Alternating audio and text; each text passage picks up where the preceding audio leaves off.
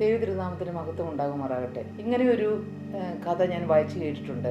ഒരു ചെറിയ നദി, അതിന് കുറുകെ ഒരു തടി കൊണ്ടൊരു പാലം ഉണ്ടാക്കിയിട്ടുണ്ടായിരുന്നു.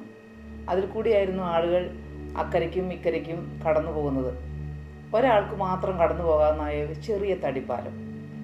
ഒരിക്കൽ അതിൽ കൂടി അപ്പുറത്തും ഇപ്പുറത്തും നിന്നുമായി ഓരോ ആടുകൾ ആ പാലത്തിൽ കൂടി കടന്നു കയറി വന്നു. രണ്ടുപേർക്കും, ഒരാൾക്ക് അക്കരയിലേക്ക് പോകണം, മറ്റേയാൾക്ക് മറുകരയിലേക്ക് പോകണം. രണ്ടുപേരും കൂടി കടന്നു വന്നു. പാലത്തിന് നടുവിലെത്തിയപ്പോൾ അവർക്ക് വഴിമുട്ടിപ്പോയി. കാരണം ഒരാൾക്ക് മാത്രമേ അതിൽ കൂടി കടന്നു പോകാനുള്ള സ്പേസ് ഉള്ളൂ. രണ്ടുപേർക്കും ഒപ്പം നടക്കുവാൻ കഴിയുകയില്ല. അപ്പോൾ രണ്ടുപേരും കുറച്ചു നേരം അവിടെ നിന്നു, പരസ്പരം അങ്ങോട്ടും ഇങ്ങോട്ടും നോക്കിക്കൊണ്ട് നിന്നു. എന്ത് ചെയ്യണമെന്നറിയില്ല, പുറകോട്ട് നടക്കാൻ കഴിയുന്നില്ല. രണ്ടുപേരും ഒരാളെ മറികടന്നു പോയാൽ ആരെങ്കിലും ഒരാൾ, അല്ലെങ്കിൽ ചിലപ്പോൾ രണ്ടുപേരും പുഴയിലേക്ക് വീഴും, നദിയിലേക്ക് വീഴും, ഒഴുകിപ്പോകും. എന്നാൽ കുറച്ചു നേരം അങ്ങനെ നിന്ന് കഴിഞ്ഞപ്പോൾ അതിലൊരാടിന് ഒരു ബുദ്ധി തോന്നി. അത് ആ പാലത്തിൽ കമഴ്ന്ന് കിടന്നു. അപ്പോൾ മറ്റേയാട് അതിനെ ചവിട്ടിക്കടന്ന് അപ്പുറത്തേക്ക് കടന്നു. അങ്ങനെ രണ്ടുപേരും സുരക്ഷിതരായി അവരവരുടെ ലക്ഷ്യസ്ഥാനത്തെത്തി. ഇത് ചിലപ്പോൾ വെറും ഒരു കഥയായിരിക്കാം. പക്ഷെ ഇന്ന് പലപ്പോഴും നമ്മുടെ എല്ലാ മനുഷ്യ ജീവിതങ്ങളിൽ നടക്കേണ്ടുന്ന ഒരു കാര്യമാണിത്. താഴുവാനുള്ളൊരു മനസ്സ്. ഇവിടെ ഒരാൾ തന്നെത്താൻ താഴ്ത്തുവാൻ അതിന് മനസ്സ് തോന്നി. രണ്ടുപേരും നഷ്ടപ്പെടാതെ, തൻ്റെ ജീവനും മറ്റേയാളുടെ ജീവനും നഷ്ടപ്പെടാതെ താൻ ഒരാൾ അവിടെ താഴ്ന്നു കൊടുത്താൽ, താൻ ഒരാൾ അവിടെ കീഴടങ്ങി കൊടുത്താൽ രണ്ടുപേർക്കും രക്ഷപ്പെടാമെന്ന് അതിന് മനസ്സിലായി. തക്ക സമയത്ത് അത് തൻ്റെ ബുദ്ധി ഉപയോഗിച്ചു താൻ താഴുവാൻ തയ്യാറായി. ഇന്ന് പലപ്പോഴും നമ്മുടെ ജീവിതങ്ങളിൽ, പലപ്പോഴും പല കുടുംബങ്ങളിലും നടക്കുന്നതായ ഒരു പ്രശ്നം, പല കലഹങ്ങൾക്കും കാരണം പരസ്പരം താഴുവാനുള്ള മനസ്സില്ല എന്നുള്ളതാണ്. ഒരാൾ, ഒരുപക്ഷെ ഭാര്യയോ ഭർത്താവോ, അവരിൽ ഒരാൾ ഒരു കാര്യം പറഞ്ഞു, ഭാര്യയ്ക്ക് അതിനോട് യോജിക്കുവാൻ കഴിയുന്നില്ല, അല്ലെങ്കിൽ ഭാര്യ ഒരു കാര്യം പറഞ്ഞു, ഭർത്താവിന് അതിനോട് യോജിക്കുവാൻ കഴിയുന്നില്ല. പരസ്പരം ഉള്ളതായ കീഴടങ്ങുവാൻ മനസ്സിലാത്തതായ ഹൃദയങ്ങൾ. പണ്ടെല്ലാം ഒരുപക്ഷെ സ്ത്രീകൾ കുറച്ചുകൂടി ക്ഷമിക്കുവാൻ തയ്യാറുള്ളവരായിരുന്നു, കുറച്ചുകൂടി സഹിക്കുന്നവരായിരുന്നു. പക്ഷേ ഇന്ന് സ്ത്രീകളും പുരുഷന്മാർക്കൊപ്പം തന്നെ ഒരു ക്ഷമയ്ക്കും ഒന്നിനും വിട്ടുകൊടുക്കാതെ പരസ്പരം വാദിക്കുന്നവരായി തീർന്നുണ്ട്. പല കുടുംബങ്ങളുടെയും കലഹങ്ങൾക്കും പല ഡൈവോഴ്സിനും പിന്നിൽ ഈ താഴുവാനുള്ള മനസ്സിലായ്മയാണ് നാം എപ്പോഴും കാണാറുള്ളത്. എൻ്റെ അനുഭവത്തിൽ ഞാനൊരു കാര്യം കേട്ടിട്ടുണ്ട്. ഒരു കുടുംബത്തിൽ ഭാര്യയും ഭർത്താവും തമ്മിൽ സംസാരിച്ചുകൊണ്ടിരിക്കുകയായിരുന്നു. വളരെ സന്തോഷത്തോടെയാണ് സംസാരം തുടങ്ങിയത്. പരസ്പരം അവർ ഓരോ കാര്യങ്ങൾ ഇങ്ങനെ പറഞ്ഞുകൊണ്ട് വന്നതിൻ്റെ ഇടയിൽ ഭർത്താവ് ഒരു കാര്യം പറഞ്ഞു, ഭാര്യയുടെ വീട്ടുകാരെക്കുറിച്ച്, എന്തോ ഭാര്യയുടെ പിതാവിൻ്റെ ഒരു സ്വഭാവത്തെക്കുറിച്ച്, അത് ശരിയായില്ല, അങ്ങനെ എന്തോ ഒരു ചെറിയൊരു അഭിപ്രായം പറഞ്ഞതാണ്. അപ്പോഴേക്കും ഭാര്യ അത് വളരെ ഗൗരവമായിട്ടെടുത്തു. അവൾ അതിനെ തർക്കുത്തരം പറഞ്ഞു, നിങ്ങളങ്ങനെ പറയുന്നത് ശരിയല്ല. അപ്പോൾ തന്നെ രണ്ടുപേരും തമ്മിൽ, ഞാനൊരു അഭിപ്രായം പറഞ്ഞു എന്നല്ലേ ഉള്ളൂ, നീ അതിലെന്തിനാണ് ഇത്രമാത്രം കോപിക്കുന്നതെന്ന് ഭർത്താവ് പറഞ്ഞു. ഇങ്ങനെ ഒന്നും രണ്ടും പറഞ്ഞ് അവർ തമ്മിൽ വലിയ വഴക്കിലേക്ക് അത് കലാശിച്ചു. ഭാര്യ ഭർത്താവിനോട് പിണങ്ങി തൻ്റെ ഡ്രസ്സും തൻ്റെ സാധനങ്ങളെല്ലാം എടുത്തുകൊണ്ട് സ്വന്തം വീട്ടിലേക്ക് പോയി. വളരെ നിസ്സാരമായ ഒരു വഴക്കിൽ തുടങ്ങിയ ഒരു പ്രശ്നം. എന്നാൽ ഭർത്താവും ചിന്തിച്ചു, ഞാൻ ഒരിക്കലും അവളെ കൂട്ടിക്കൊണ്ടുവരാൻ പോകില്ല, അവൾക്ക് ഇഷ്ടമുണ്ടെങ്കിൽ തന്നെ തിരിച്ചു വരട്ടെ എന്ന്. പക്ഷെ ഭാര്യ വിചാരിച്ചു, എന്നെ കൂട്ടിക്കൊണ്ടുവരാൻ ഭർത്താവ് വരുന്നില്ലല്ലോ, ഞാൻ ഒരിക്കലും തിരികെ പോവുകയില്ല എന്ന്. ഇങ്ങനെ രണ്ടുപേരും വാശി പിടിച്ചുകൊണ്ടിരുന്നു. ആ വാശി അവസാനം ഡൈവോഴ്സിലാണ് കലാശിച്ചത്. പലപ്പോഴും പല കുടുംബങ്ങളിലും ഇതുതന്നെയാണ് പ്രശ്നം. ഒരുപക്ഷെ മാതാപിതാക്കളും മക്കളും തമ്മിലുള്ള പ്രശ്നങ്ങൾക്കും ഇത് തന്നെയായിരിക്കും കാരണം. മക്കൾ ഒരാവശ്യം പറയുന്നു, മകനോ മകളോ ഒരു കാര്യം പറയുന്നു. പക്ഷേ പിടിവാശിക്കാരനായ അപ്പന് ഒരുപക്ഷെ അതൊരിക്കലും സാധിപ്പിച്ചു കൊടുക്കുവാൻ കഴിയുകയില്ല എന്ന് ശഠിക്കുന്നു. അല്ലെങ്കിൽ മക്കൾ മാതാപിതാക്കളുടെ അടുത്ത് എനിക്ക് ഇന്ന കാര്യം കിട്ടിയേ തീരൂ എന്ന് പിടിവാശി പിടിക്കുന്നു. പരസ്പരം വിട്ടുകൊടുക്കുവാൻ ആരും തയ്യാറല്ലാത്തതുകൊണ്ട് അവസാനം അത് വലിയ വിഷമത്തിലേക്കും വലിയ പ്രതിസന്ധികളിലേക്കും കടന്നു പോകുന്നു. എൻ്റെ പ്രിയപ്പെട്ടവരെ, എന്നെ കേൾക്കുന്ന പ്രിയപ്പെട്ടവരെ, നിങ്ങളുടെ കുടുംബജീവിതത്തിൽ നിങ്ങൾ സ്വസ്ഥത അനുഭവിക്കുന്നവരാണോ? ഒരു പക്ഷേ നാം പഴയ കാലത്ത് കാരണവന്മാർ പറഞ്ഞു കേട്ടിട്ടുണ്ട്, രണ്ട് കരം കൊണ്ട് അടിച്ചാൽ മാത്രമേ ശബ്ദം കേൾക്കുകയുള്ളൂ എന്ന്. അത് ശരിയാണ്. ഇരു കൈകളും കൂട്ടിയടിക്കുമ്പോഴാണ് ശബ്ദം പുറപ്പെടുന്നത്. ഒരു കൈ കൊണ്ട് എത്ര തന്നെ അടിച്ചാലും, അന്തരീക്ഷത്തിലേക്ക് മാറി മാറി അടിച്ചാലും ഒരിക്കലും ഒരു ശബ്ദവും പുറപ്പെടുകയില്ല. രണ്ടുപേർ തമ്മിൽ ഒരു വഴക്കുണ്ടാകുകയാണെങ്കിൽ, ഒരു അഭിപ്രായ വ്യത്യാസം വരികയാണെങ്കിൽ, ഒരുപക്ഷെ കൂട്ടുകാർക്കിടയിലാകട്ടെ, അല്ലെങ്കിൽ ടീച്ചേഴ്സിൻ്റെ ഇടയിലാകട്ടെ, ടീച്ചേഴ്സും കുട്ടികളും തമ്മിലിടയിലാകട്ടെ, ഭാര്യയുടെയും ഭർത്താവിൻ്റെയും ഇടയിലാകട്ടെ, സഹോദരന്മാരുടെ ഇടയിലാകട്ടെ, മാതാപിതാക്കളുടെ ഇടയിലാകട്ടെ, മാതാപിതാക്കളുടെയും മക്കളുടെയും ഇടയിലാകട്ടെ, അല്ലെങ്കിൽ അമ്മായിമ്മയും ഇല്ലോസും തമ്മിലുള്ളതായ പ്രശ്നങ്ങളാകട്ടെ, എന്തു തന്നെയായിരുന്നാലും എല്ലാവരുടെയും ഇടയിൽ ക്ഷമിക്കുവാൻ ഒരു മനസ്സുണ്ടെങ്കിൽ, താഴ്മ ധരിക്കുവാൻ, ഞാൻ താഴ്ന്നാൽ സാരമില്ല, ഞാൻ അല്പം താഴ്ന്നു കൊടുക്കാം, അതെ, ആ അഭിപ്രായത്തിന് വിട്ടുകൊടുക്കാം എന്ന് വിട്ടുകൊടുക്കുന്ന ഒരു മനസ്സ് നമുക്കുണ്ടെങ്കിൽ അവിടെ നമുക്ക് ജയിക്കുവാൻ കഴിയും. ഇവിടെ ദൈവത്തിൻ്റെ വചനം പറയുന്നു, ഫിലിപ്പിയർക്ക് എഴുതിയ ലേഖനം 2-ാം അധ്യായം അതിൻ്റെ 3-ാമത്തെ വാക്യത്തിൽ നാം ഇങ്ങനെയാണ് വായിക്കുന്നത്: ശാഠ്യത്താലോ ദുരഭിമാനത്താലോ ഒന്നും ചെയ്യാതെ താഴ്മയോടെ ഓരോരുത്തൻ മറ്റുള്ളവനെ തന്നേക്കാൾ ശ്രേഷ്ഠനെന്ന് എണ്ണിക്കൊള്ളുവിൻ. അതെ, നാം എന്താണ് ചെയ്യേണ്ടത്? ശാഠ്യത്തോടെയോ അല്ലെങ്കിൽ എൻ്റെ ഭാഗം ജയിക്കണം, ഞാൻ ജയിക്കണം എന്നുള്ള വാശിക്ക് പകരം, ഞാനാണ് വലിയത് എന്നുള്ളതായ അഹങ്കാര ഉന്നതമായ ചിന്തകൾക്ക് പകരം അവിടെ ശാഠ്യത്താലോ ദുരഭിമാനത്താലോ ഒന്നും ചെയ്യാതെ താഴ്മയോടെ, ദൈവത്തിൻ്റെ വചനം പ്രത്യേകം പറയുകയാണ്, താഴ്മയോടെ ഓരോരുത്തൻ മറ്റുള്ളവനെ തന്നേക്കാൾ ശ്രേഷ്ഠൻ എന്ന് എണ്ണിക്കൊള്ളുവിൻ. നമ്മുടെ ദൃഷ്ടിയിൽ ഒരുപക്ഷെ ആ ഒരു വ്യക്തി, നമുക്ക് മുൻപിൽ നിൽക്കുന്നതായ ആള്, അല്ലെങ്കിൽ നാം അഭിപ്രായം പറയുന്നതായ വ്യക്തി ഒരുപക്ഷെ നമ്മുടെ ദൃഷ്ടിയിൽ നമുക്ക് താഴ്ന്നതെന്ന് തോന്നിയേക്കാം.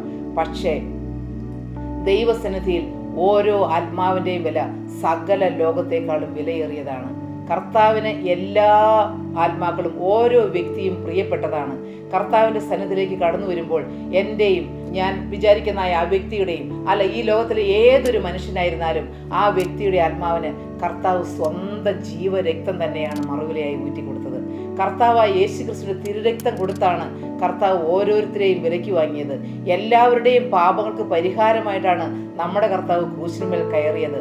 ആ കർത്താവ് നമുക്ക് വേണ്ടി സ്വന്തം രക്തം ചിന്തിയതുകൊണ്ട് നാം എന്ത് ചെയ്യണം? നാം താഴ്മയോടെ മറ്റുള്ളവരെ തന്നേക്കാൾ ശ്രേഷ്ഠനെന്ന് എണ്ണണം. നമുക്ക് മുൻപിൽ വന്നിരിക്കുന്നതായ ഒരു ഭാര്യയുടെയും ഭർത്താവിൻ്റെ ഇടയിൽ ഭാര്യ വിചാരിക്കണം, ഭർത്താവ് എന്നേക്കാൾ എത്രയോ ശ്രേഷ്ഠനാണെന്ന്. കൗണ്ട് ദ പ്ലസ് പോയിന്റ്സ് എന്നാണ് പറയുന്നത്. അതെ, നാം എപ്പോഴും നമ്മുടെ നന്മകളല്ല, മറ്റുള്ളവരുടെ നന്മകൾ എണ്ണണം.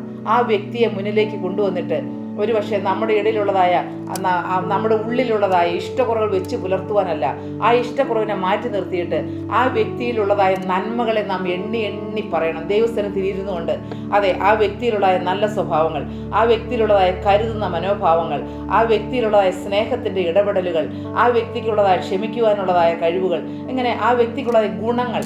അവർക്ക് ഒരു മനുഷ്യനെയും ഒരു ഗുണവുമില്ലാതെ ദൈവം സൃഷ്ടിച്ചിട്ടില്ല പ്രിയപ്പെട്ടവരെ. ഓരോ വ്യക്തിയിലും അനേക നന്മകൾ ഒളിഞ്ഞു കിടക്കുന്നുണ്ട്. നാം സൂക്ഷിച്ചു നോക്കിയാൽ, അതെ, നാം തെറ്റുള്ളവർ എന്ന് പറയുന്ന വ്യക്തികളിൽ പോലും ചില നന്മകൾ ഒളിഞ്ഞു കിടക്കുന്നത് നമുക്ക് കാണുവാൻ കഴിയും. നാം നമ്മുടെ ഭർത്താവിലുള്ള നന്മകൾ കാണുവാൻ തുടങ്ങിയാൽ, പ്രിയപ്പെട്ട ഭാര്യയായ സഹോദരി, നിനക്ക് നിന്റെ ഭർത്താവിനെ കുറ്റം പറയേണ്ടി വരികയില്ല. കുറ്റം പറയുമ്പോഴും ആ കുറ്റത്തെ മാറ്റി നിർത്തിയിട്ട് നാം നന്മകളെ എണ്ണി നോക്കുമ്പോൾ, അതെ, ആ ഓരോ നമ്മുടെ ജീവിതത്തിൽ നാം കഴിഞ്ഞ കാലങ്ങളിൽ നാം അനുഭവിച്ചിട്ടുള്ള ഓരോ നന്മകളും എണ്ണി എണ്ണി ഓർക്കുമ്പോൾ അതാണ് വലിയതെന്ന് നമുക്ക് മനസ്സിലാകും. അതുപോലെ പ്രിയപ്പെട്ട സഹോദര, നിന്റെ ഭാര്യയിൽ ചില കുറ്റങ്ങൾ കണ്ടുപിടിക്കുവാൻ നിനക്ക് കഴിഞ്ഞു വന്നിരിക്കാം. എന്നാൽ ആ സഹോദരിയിലുള്ളതായ നന്മകൾ, ക്ഷമിക്കുന്നതായ പ്രകൃതങ്ങൾ, ഭക്ഷണമുണ്ടാക്കി സമയാസമയങ്ങളിൽ നമുക്ക് വേണ്ടി ഭക്ഷണം ഉണ്ടാക്കി തരികയും, അതുപോലെ കുഞ്ഞുങ്ങളെ പോറ്റി പുലർത്തുവാൻ വേണ്ടി ഒരുപാട് കഷ്ടപ്പാട് അനുഭവിക്കുകയും, അടുക്കളയിൽ കിടന്ന് ജോലി ചെയ്യുകയും, വീട് മുന്നോട്ട് കൊണ്ടുപോകുവാൻ ഒരുപാട് കാര്യങ്ങൾ, എല്ലാം ഒത്തിരി കാര്യങ്ങൾ ചെയ്യുകയും എല്ലാം ചെയ്യുന്ന ആ സഹോദരിയുടെ നന്മകൾ കാണുമ്പോൾ നമുക്ക് അവളോട് ക്ഷമിക്കുവാൻ മനസ്സാകും. ഇങ്ങനെ തന്നെത്താൻ മറ്റുള്ളവരുടെ നന്മയെ കാണുവാൻ തുടങ്ങുമ്പോൾ പരസ്പരം ക്ഷമിക്കുവാനും പരസ്പരം സ്നേഹിക്കുവാനും കഴിയും. നമുക്ക് സ്നേഹിക്കുവാൻ കഴിയുന്ന അപ്പോഴാണ് പ്രിയപ്പെട്ടവരെ മറ്റുള്ളവരുടെ നന്മകളെ എണ്ണുക. നമ്മുടെ ശാഠ്യത്തോടെയോ ദുരഭിമാനത്തോടെയോ നമ്മുടെ നന്മകളെ ഉയർത്തി കാണിക്കാതെ നമ്മുടെ നന്മകളേക്കാൾ മറ്റുള്ളവരെ ശ്രേഷ്ഠരെന്ന് എണ്ണുമ്പോൾ അത് സ്വർഗത്തിലെ ദൈവവും നമ്മിൽ പ്രസാദിക്കുകയാണ്. ദൈവവചനത്തിൽ വീണ്ടും നാം വായിക്കുന്നു. ഫിലിപ്പിയർക്ക് എഴുതിയ ലേഖനം 2-ാം അധ്യായം അതിൻ്റെ 8-ാമത്തെ വാക്യത്തിൽ നാം വീണ്ടും വായിക്കുന്നുണ്ട്. അതെ, കർത്താവായ യേശുക്രിസ്തു തന്നെത്താൻ ഒഴിച്ച് മനുഷ്യനായി വിളങ്ങി തന്നെത്താൻ താഴ്ത്തി മരണത്തോളം, ക്രൂശിലെ മരണത്തോളം തന്നെ അനുസരണമുള്ളവനായി തീർന്നു. ക്രൂശിലെ മരണത്തോളം തന്നെ അനുസരണമുള്ളവനായി തീർന്നു. നമ്മുടെ കർത്താവ് അതാണ് നമുക്ക് മാതൃക കാണിച്ചു തന്നത്. നമ്മുടെ കർത്താവിന് സ്വർഗത്തിൽ ഇരിക്കാമായിരുന്നു, തൻ്റെ പിതാവിനോട് കൂടെ വസിക്കാമായിരുന്നു. ഈ ഭൂമിയിലേക്ക് കടന്നു വന്ന് ഒരു പങ്കപ്പാടുകളും ഒരു കഷ്ടപ്പാടുകളും ഏൽക്കേണ്ട ആവശ്യമില്ലായിരുന്നു.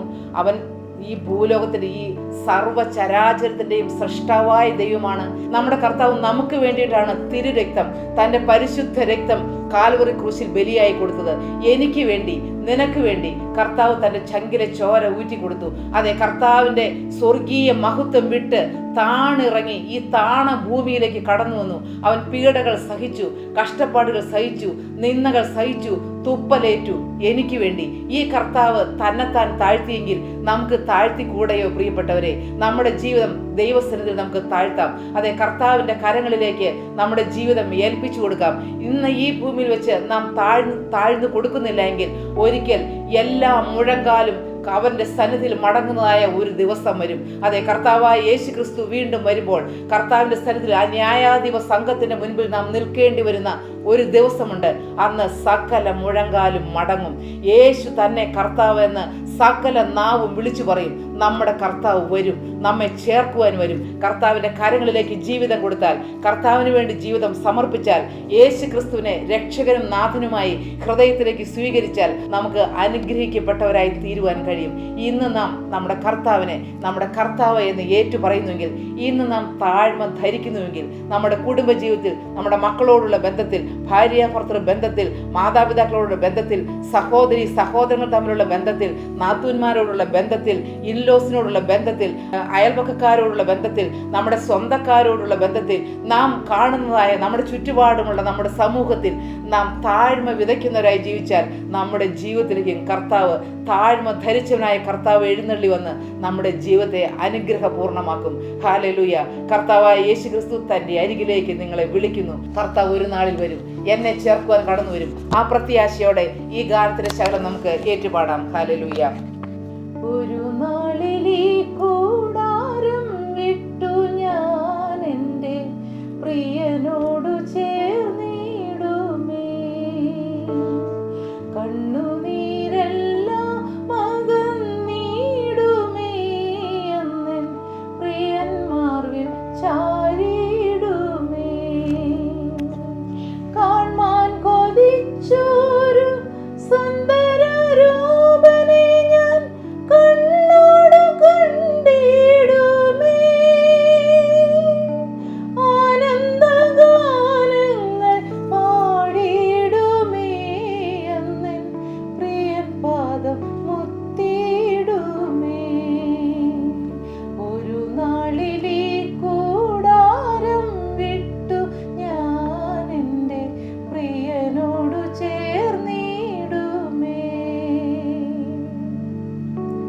എനിക്കായി വീടൊരുക്കി വീണ്ടും വരാമെന്ന വാഗ്ദത്തമരുളിയോൻ എൻ മനുവേൽ. എനിക്കായി വീടൊരുക്കി വീണ്ടും വരാമെന്ന വാഗ്ദത്തമരുളിയോൻ എൻ മനുവേൽ. ആകാശത്തേറിലേറി വന്നിടും നാളിലൻ ദുഃഖങ്ങൾ തീർന്നിടുമേ. പുതുഗാനം പാടിടുമേ. ഒരു നാളിൽ ഈ കൂടാരം വിട്ടു ഞാൻ എൻ്റെ പ്രിയനോടു ചേർന്നിടുമേ. കണ്ണുനീരെല്ലാം അകന്നിടുമേ. അന്നൻ പ്രിയന്മാർവിൽ ചാരിടുമേ. ഹല്ലേലൂയ. അതെ, കണ്ണുനീരെല്ലാം അകന്ന് ആ പ്രിയന്റെ പൊന്നുമാർവിൽ ചാരുന്ന ആ ഭാഗ്യ ദിവസത്തിനായി നമ്മെ തന്നെ വിശുദ്ധിയോടെ ഒരുക്കാം. അവന്റെ വരവിനായി കാത്തിരിക്കാം. കർത്താവായ യേശു ക്രിസ്തു നിങ്ങളെ ഏവരെയും സഹായിക്കട്ടെ. കർത്താവിന്റെ തിരുനാമം മാത്രം മഹത്വം.